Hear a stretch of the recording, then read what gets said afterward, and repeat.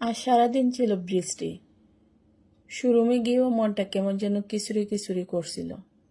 ভাবলাম খিচুড়ি খেতে হবে, কিন্তু একা না, আমার স্টাফরাও পাবে। আমার দ্বিতীয় পরিবার ওরা, আমার কাছে ওরা আমার সন্তানের মতো। ঝটপট বাসার দিকে রওনা দিলাম। শোরুমের স্টাফদের বলে এলাম, তোমরা অপেক্ষা করো, খিচুড়ি পাঠাচ্ছি। হাঁটতে হাঁটতে মনে হলো ঘরে ডাল নেই। আসার সময় ডাল কিনে নিয়ে আসলাম। আর বাসায় ঢুকে ফ্রিজের সাথে রীতিমতো যুদ্ধ। কিছুতেই মাংস ফ্রিজ থেকে খোলা যাচ্ছিল না, তবুও হাল ছাড়েনি।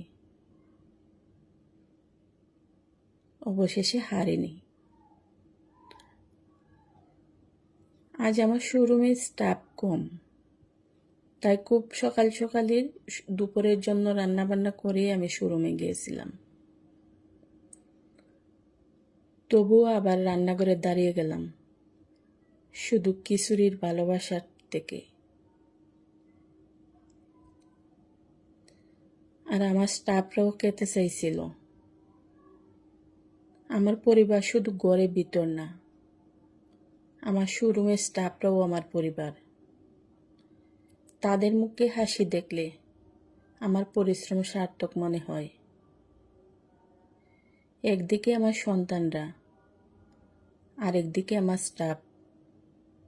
এ দুটো নিয়েই আমার পৃথিবী।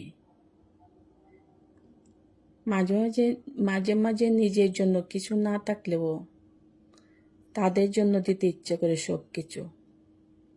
আমি একজন মা, একজন উদ্যোক্তা, আর দুটো পরিবারের গর্বিত কর্তা। এটাই আমার জীবন, ভালোবাসা দিয়ে গড়া খিচুড়ি গ্রানে।